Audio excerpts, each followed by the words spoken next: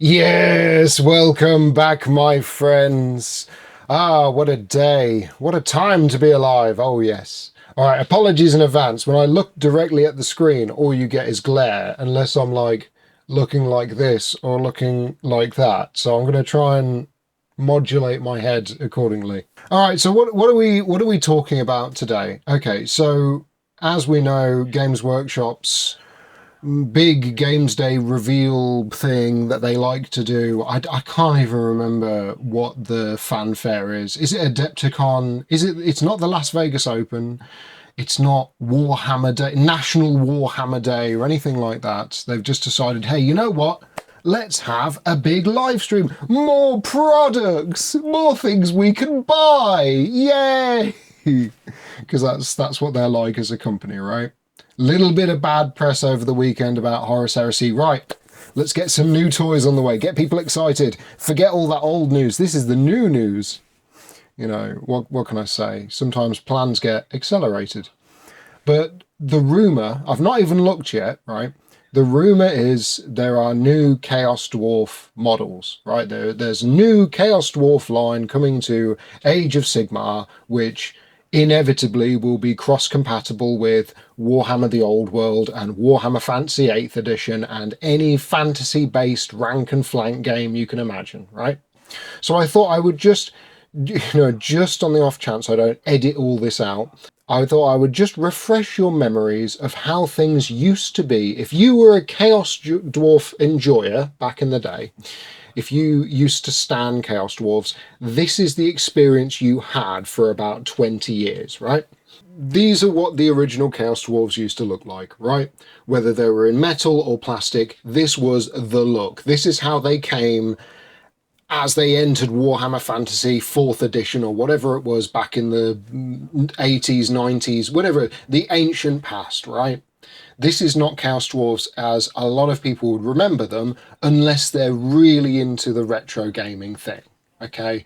It was a fully fleshed idea born way back when, same as when Skaven were first invented, all the lore, all the concepts were just there from day one. Here they are, the evil dwarves, right? Fantastic. Giant hats. So this is what they started off life as. And it's important because with all the talk about silly hats, this is the look that a lot of people, I think, have in their mind when they think Chaos Dwarves, big silly hats, right? They're bold, they're colourful, and they're on goblin green bases.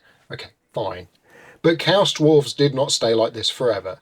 It all sort of changed at whatever time Games Workshop released the original Hell Cannon kit for Warhammer Fantasy, right?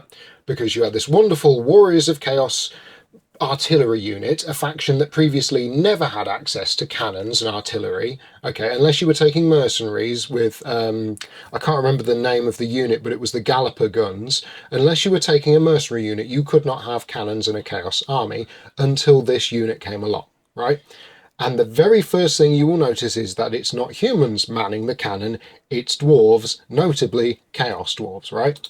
And this look, the kind of stunted, braided slash dreadlocked beard, that would be the iconic look for the Chaos Dwarves going forwards. Big hats were gone, and it was all about the kind of the short, stumpy, trapped in armor, faceless masks kind of look. This really set the tone. And a lot of people in the fan community started converting their own. Because I think what a lot of people forget is they didn't just suddenly then change into what would later become the Chaos Dwarves. There was a great big gap where, unless you were willing to go out of your way to buy the same crew models over and over again and try and convert them in weird and different ways, you were kind of stuck just taking regular dwarf kits and modifying them heavily. And a lot of people did that. If memory serves right, the Warhammer Chaos Dwarf forum, if it still exists, shows a lot of the original threads of people actually converting their own, using things like thumbtacks to try and make big silly hats, or just taking regular dwarves and putting faceless masks on them and things like that.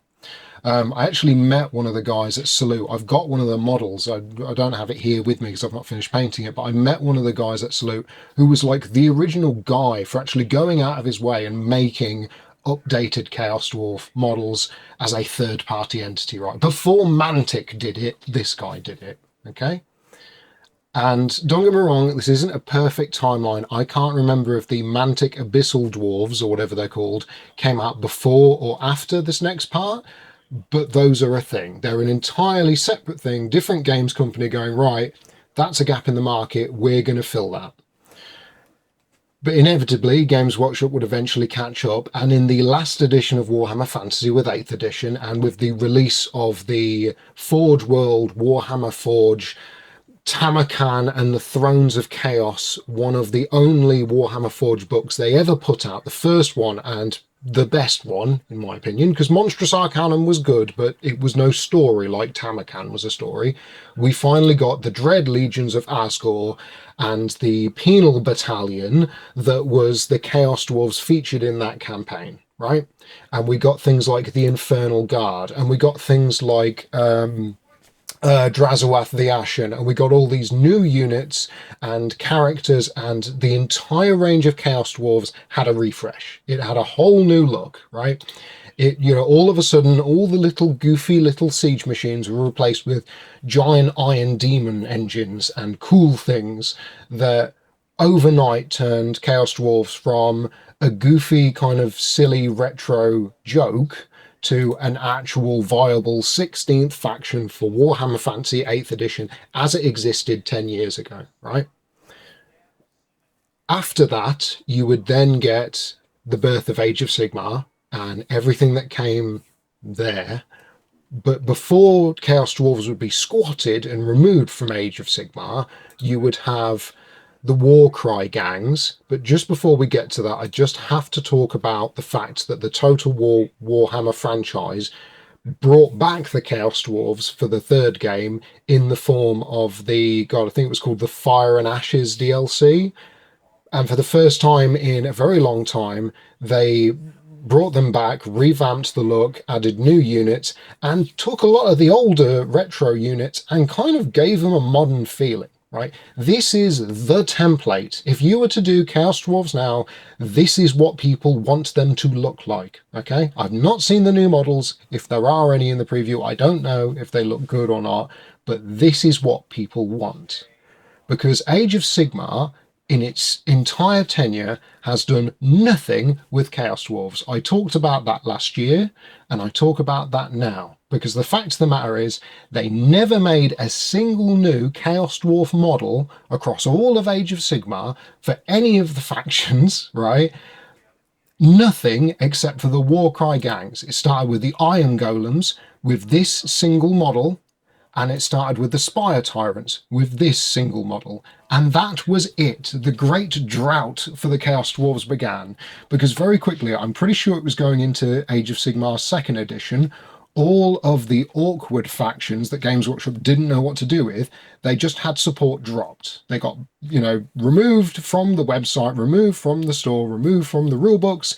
Chaos Dwarves ceased to exist in the game. And they didn't exist in Warhammer Fantasy, because that was gone. So other than Blood Bowl teams and these two models that exist, and have since been taken away because the Warcry is no longer a thing, right? And these Warcry gangs are no longer purchasable. The Chaos Dwarves have had nothing for over 10 years, okay? So the expectation going into this is they are going to look like the Total War Warhammer 3 Chaos Dwarves, right? Maybe a little bit more hyper fantasy, but this is the look. When people right now think Chaos Dwarves, this is what they want.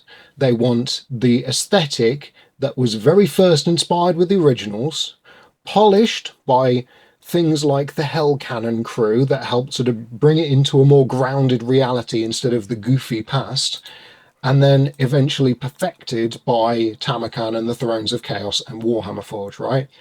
And Total Warhammer 3 brought all of that together and gave actual models for things like the Kadai Destroyers, right, where we never got the actual biggest model, if memory serves correct. Things like the Bull Centaurs, cool. If they work, they work. If they don't, who cares?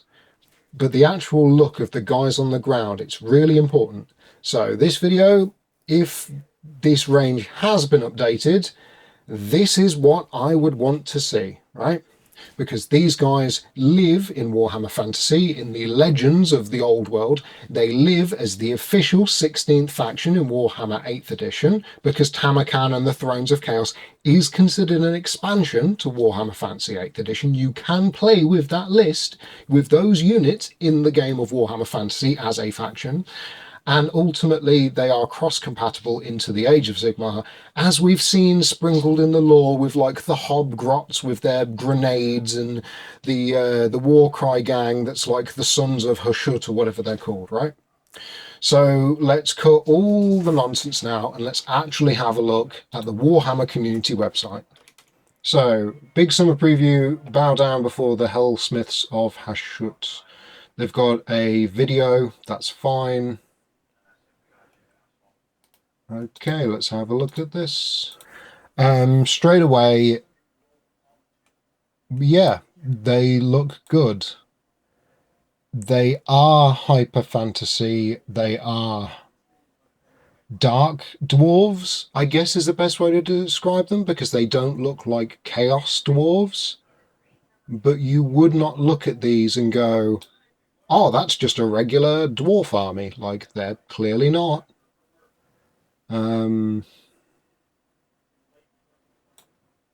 Yeah. Man, look at this siege cannon unit. I'm not sure how I feel about this. Alright, what else we got? So the actual smith guy himself. Yeah, he looks alright, don't he? You know how people describe Mantic Games as like the bootleg version of Warhammer? This has a little bit of a bootleg feel to it, doesn't it? Because the sword blade on that staff is very, very War Machine kind of inspired. Like big, bombastic fantasy proportions. Yeah. I'm not sure how I feel about it. I mean, they look fine. They're just not really chaotic, are they? But how can you say that? They're clearly Chaos Dwarves. Well, yes and no, because they almost look a little bit like Cities of Sigmar units. This little goober down here, this little Hobgrot with a big gong that he's carrying around, he could quite happily fit into Cities of Sigmar, couldn't he? You know, if you were to just Photoshop him out and drop him in with his kind of overly designed arch carrying the gong and that hexagon shape that is very Cities of Sigmar, yeah, it just looks like a Cities of Sigmar unit, doesn't it? And I suppose context, I'm not talking about Empire or the Free Guilds or whatever they're called. I'm talking about the actual Age of Sigmar, Cities of Sigmar, right? He looks like a Cities of Sigmar unit. These do not look chaos enough.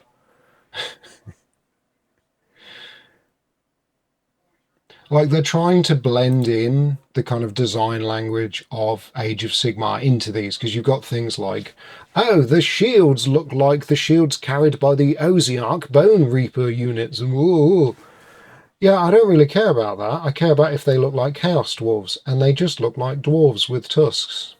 If you've ever played Age of Wonders 4, there's the ability to create your own race, your own factions in the game. So you'd pick dwarves, and then for like the faction technology or faction specifics, you go, right, I want to make them celestial, I want to make them knights, or I want to make them, you know, wild barbarians or cave dwellers or whatever it is.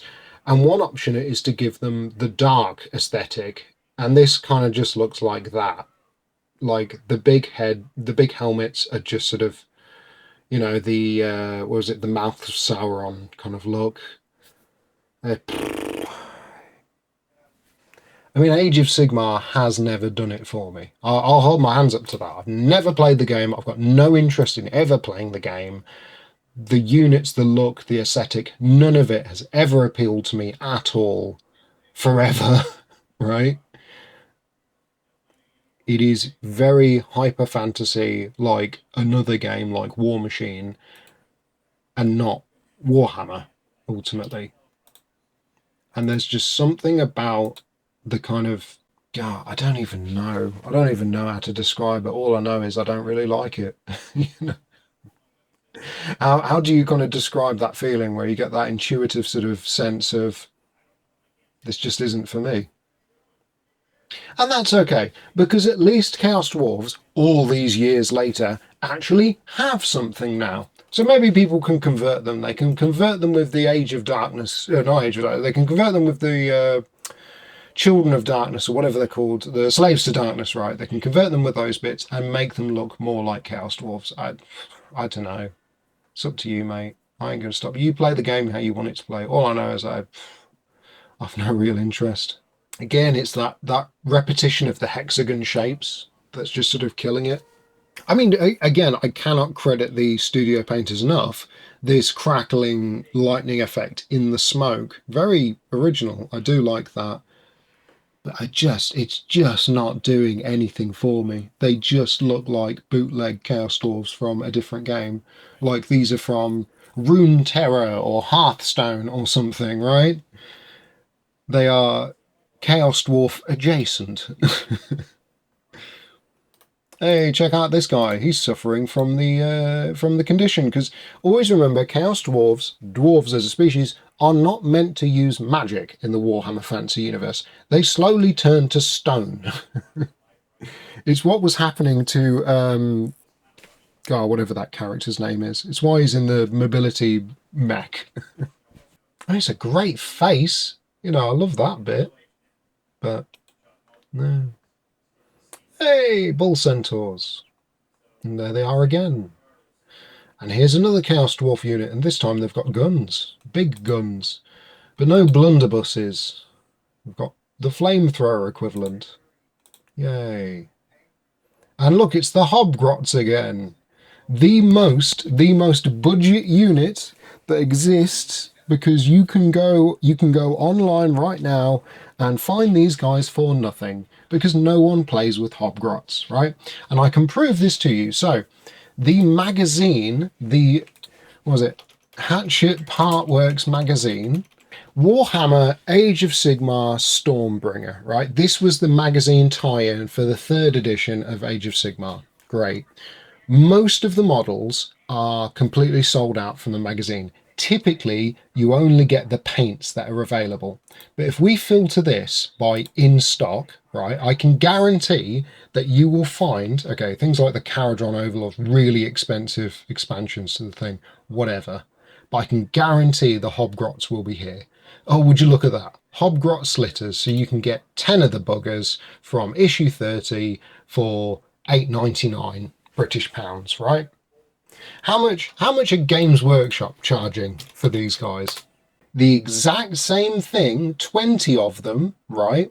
So the exact same kit down to the command selections, right? Exact same kit, you can get it for £37 Games Workshop, or pick up 2 issues of issue 30 for £8.99 a piece. That's what, like 16 quid? So you can get double for the exact same cost, because no one cares about Hobgrots. They are not a thing. They are not a thing. No one cares. No one cares about them at all. So great. Here's a variant that no one, people will initially splurge out and buy. It's like, oh, I got the new Hobgrots. Whoa, it's so cool and epic. And whoa. After that's died down, no one's going to buy these guys.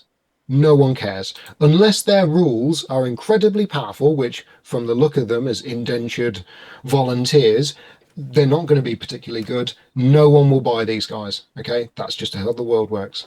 Urak-Tar. Let's have a look at this World of Warcraft character. Ooh, it's a brass bull. Hey, he looks pretty good.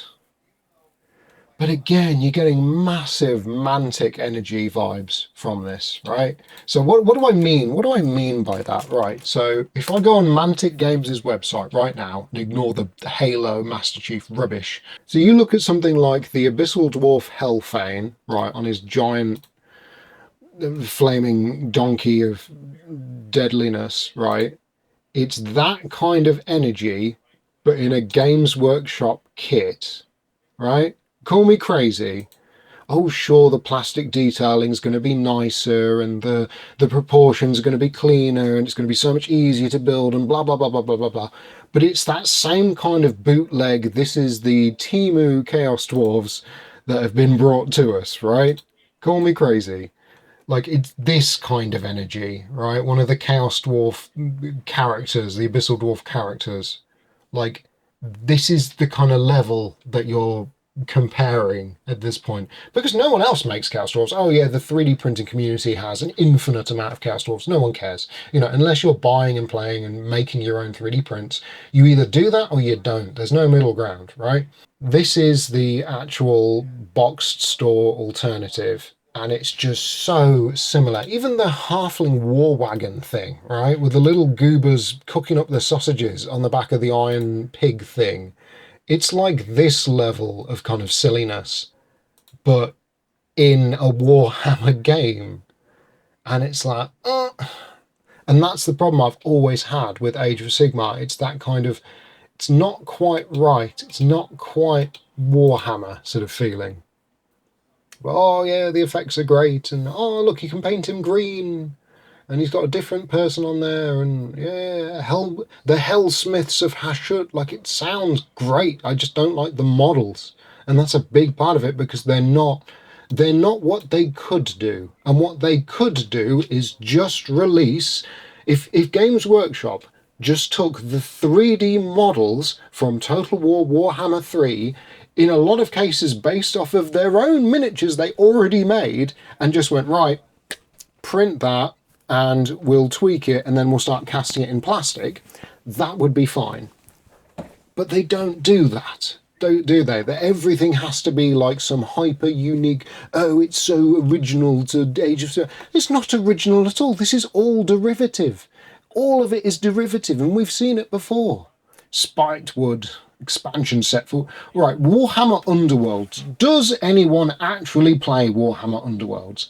Because I never see it anywhere. I see these little sodding boxes of the little, like, teams of 3 or 4 guys. I see them everywhere, and people collect them and paint them. I never see a single soul play the actual game.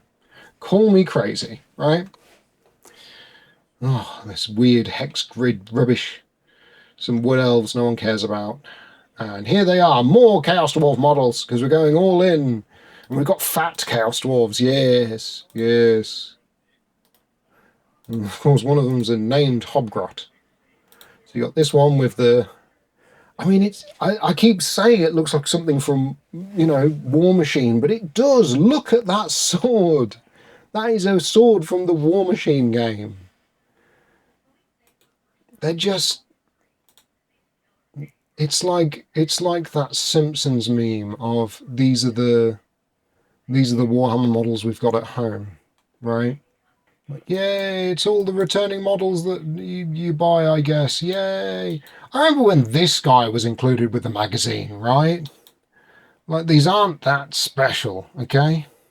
And that's it. And that is all the Chaos Dwarves, a whole new range refresh. I'm going to have a look at some of the other bits and pieces. Because I'm a Heresy guy, I'm going to quickly have a look at what looks like a plastic Mastodon and the new plastic Mark II Assault Squad.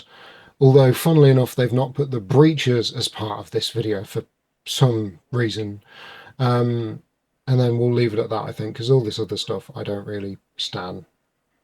Tomb King Heralds. I mean, it's going to be 3 models, isn't it? I mean, is it just going to be 3 models?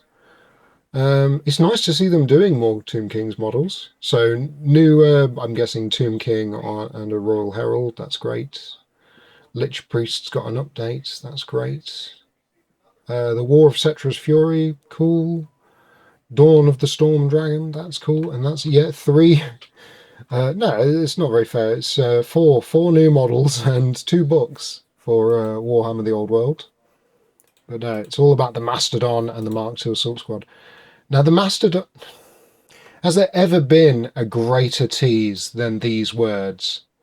Especially when you look at the art and like, oh wow, are they finally releasing that giant resin kit that costs hundreds of pounds? Are they finally releasing that in plastic? Yes, for a game you don't play. Great epic scale mastodons. Great. Although interestingly enough, it does highlight what the new whirlwind will look like, and it looks like this. It's like, who cares? Who cares? It's Legions Imperialis. People, are either really, really into it or they're not into it at all. Like zero interest at all. But yeah, Mark II. Whoa, it's Mark II. Yeah. I mean, they look good, you know. Shout out to the World Eaters player who was like, oh, great, everyone gets chain axes now. It's not just a unique thing to us. And also, they cost no points. And also, our Legion trait is we can take chain axes. And it's like, guy, yeah, I feel for you, buddy. Like, if you're ever a word bearers player and you wanted to convert up some iconoclasts or whatever they're called, like this is the set to do it, isn't it? Just stick a flamer and I guess you could just turn it into a little side, like a little hooked blade on the end of the axe there. Maybe make the axe blade a little shorter, you know, you're good to go. Are all of these guys just going to have axes? Have they actually included any chainswords in the set? Because I think that's a bit of a dick move, if not. I don't think they have.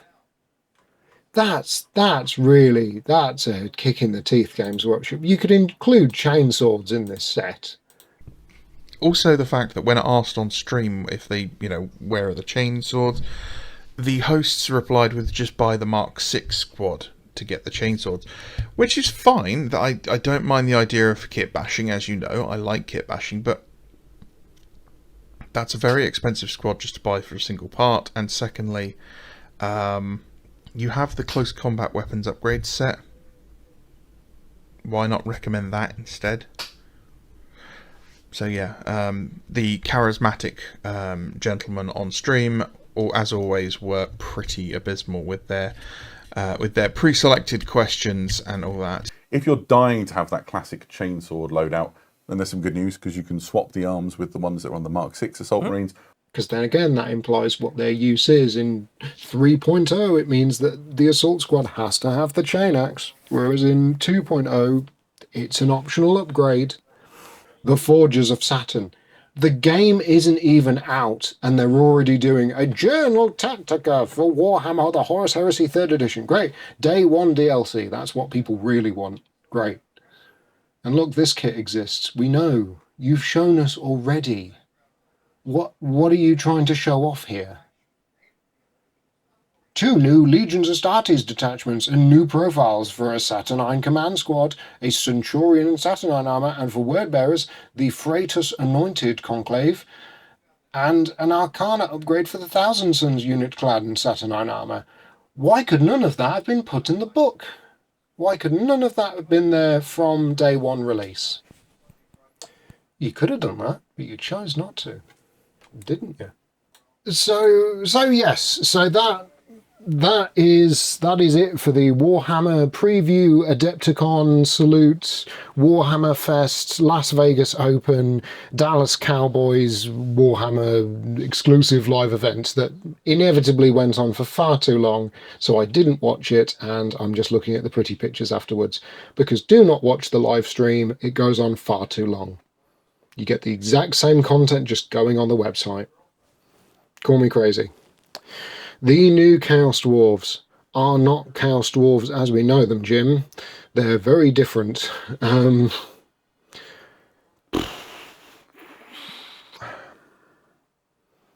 could have just made the old ones. People would have liked that. You could have. And I think it's worth pointing out just one thing, which is when it comes to old Warhammer models, Games Workshop's already come out before the old world released. Games Workshop quite happily came out and said, yes, the majority of the molds for the older stuff still exist. We still have them. And that's not just like skeletons that were designed in 1993 or anything like that.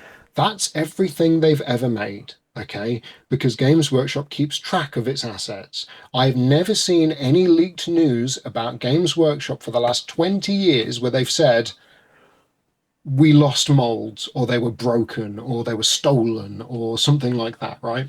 They've always kept all their manufacturing in-house, okay? So that does not happen, which means all the Chaos Dwarf models that have ever existed, all of those molds still exist. That means all of the Warhammer Forge stuff still exists. If they ever wanted to do a you know, made to order Chaos Dwarfs Dread Legion of Asgore, they could do it. They could do it in a heartbeat. They choose not to. It is a choice not to do it. Okay? It's as simple as that. They are Chaos Dwarves, but not really as I remember them, or particularly want them. So, yeah, not really going to be touching that, boys. I'm going to be sticking with Warhammer Fantasy and Horus Heresy, because apparently that's my historical wargaming. Yeah, the Legion Mastodon, that's just a massive, massive cock tease. Just call it as it is. Yes, Plastic Mastodon, yes please. Not Legions Imperialis. No one cares. People don't play that game. And the Mark II Assault Squad. Really cool models. Give them chainswords in the box, not just chain axes. That's really cheap of you, Games Workshop. It costs you nothing to produce chainswords. Come on. It wouldn't have taken you 2 minutes to redesign the chainsword for the Mark II squad. Maybe we'll get it as an upgrade kit. But yeah, go on, that's everything from me, my friends. You take care, have a good night, give the missus a kiss, and I'll see you in a bit. Goodbye, goodbye.